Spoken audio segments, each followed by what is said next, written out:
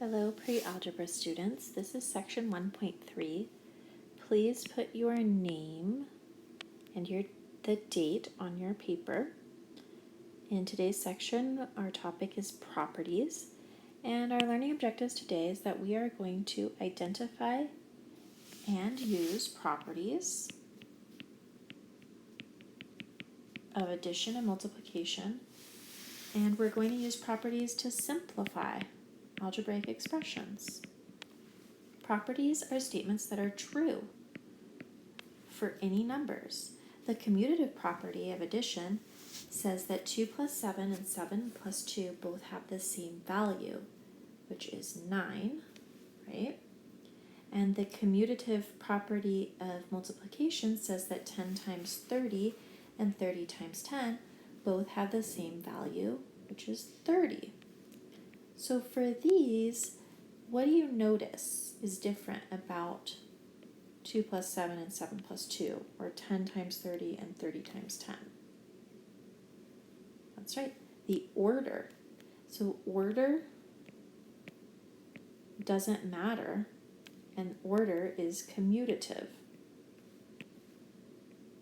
Okay, so the commutative property of addition and multiplication talk about order.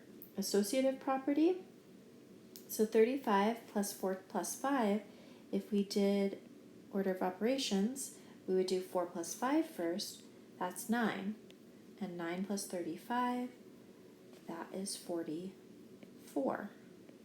And then 35 plus 4 is 39, and 39 plus 5 is also 44. The associative property of multiplication is here. 15 times 2 is 30, 30 times 4 is 120. Or you could do 2 times 4, 2 times 4 is 8, 8 times 15 is also 120.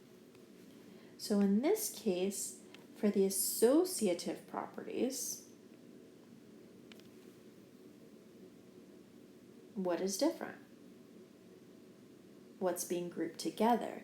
So associative property is talking about grouping. All right, and what I want you to add is the algebraic way to write this. So for grouping, or for order, A plus B is equal to B plus C, and A times B is equal to B times A. That's the algebraic way to write it. And then grouping, we could have A plus B plus C is equal to A plus the grouping B plus C. And the same thing with multiplication. You could have A times A plus B. I'm sorry, that's wrong. Hold on. A times B times C with the B and C grouped, or you could have the A and B grouped, like so. All right, so that's for the commutative property of addition and multiplication, and the associative property of addition and multiplication. Then we also have the additive identities. 314 plus 0 equals 314. We're adding 0. If you add 0, it doesn't change. So A plus 0 still equals A. And that's why it's called an identity. The multiplicative identity, 1017 times 1 is 1017. So you multiply by 1. And if you do that, you get the same thing. And the way we show this is A times 1 still equals A.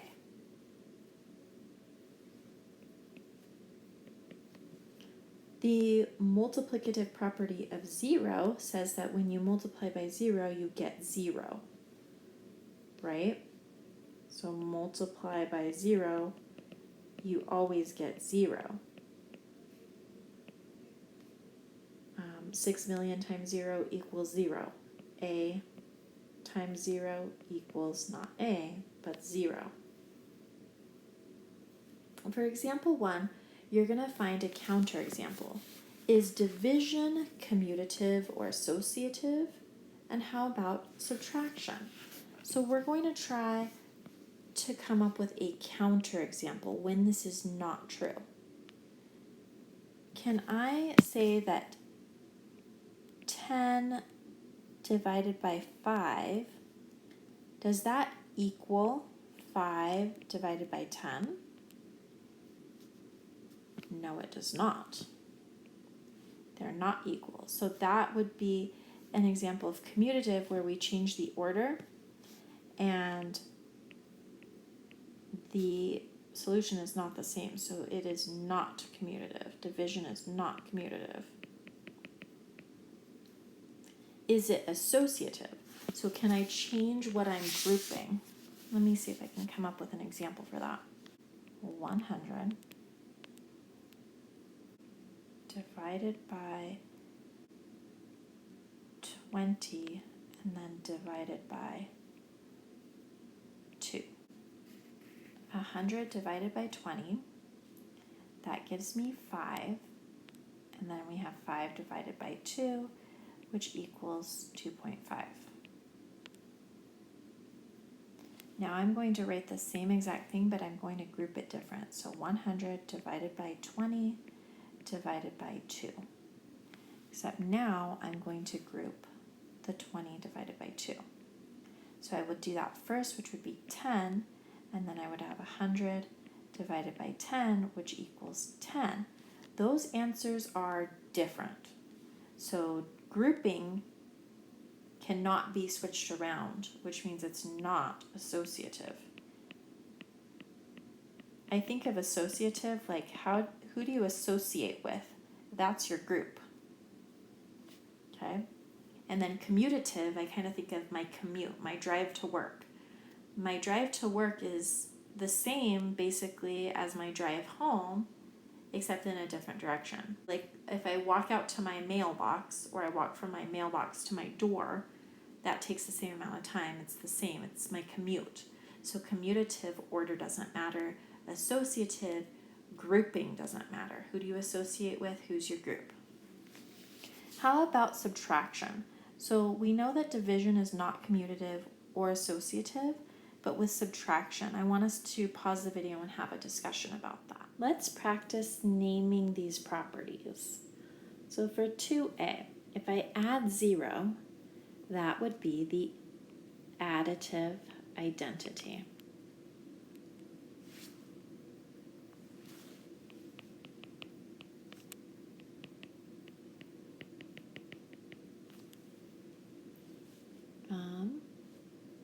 You think about 2b and I'll do 2c. 2c, the parentheses moved, my grouping moved. Who do you associate with? That's the associative property. And it's talking about, or it's showing addition, so associative property of addition. All right, I'm going to pause the video. We're going to huddle up in some groups, and I want you to do 2b, 2d, 2e, and 2f. Sometimes it's helpful to move around the grouping or to move around the order of things just to make our life a little bit easier. So this says simplify each expression. I could do 12 times 10 times b and do the 10b first, or I could multiply the 12 and the 10 first because I could change the grouping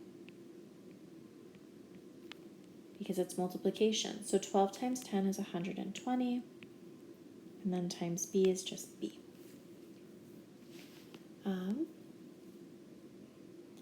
For 3b, I could rewrite this as 10 plus, and then I'm going to change the order to 18 plus p. Now, I can move the grouping so that it's 10 plus 18 plus p. Now, do you always have to show all of your work like this? No, but I'm just showing it to you so that we can practice our properties. So I changed the order, which was commutative of addition, and I'll write that in a different color. commutative. And then I move the parentheses, so that would be the associative. And then 10 plus 18 is 28.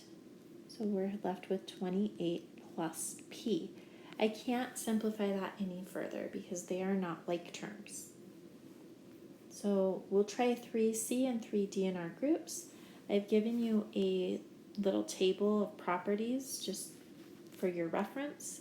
And then as a class, we'll talk about the summary. What do we do for the summary? In the summary, we write what we learned today. So we kind of review everything we looked at. And maybe you have a question, or maybe there's something you want to look at more. And sometimes you'll write the summary in class, sometimes you'll write it on your own when you're reviewing your notes, and sometimes you won't have to write a summary. Okay, so today we learned about properties like identity, commutative, and associative.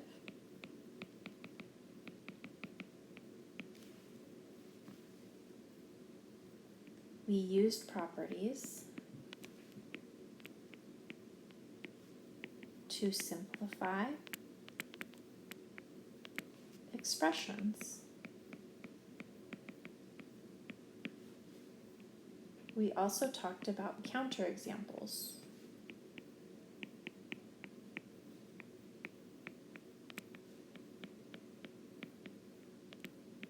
A summary just helps you remember what you learned, and it makes your brain go over the new learning. So we will set up our homework, and this is homework number 3. And the pages are 21 through 22, and then you have problems 15 through 21, 25 through 35 odd, 37, and 44.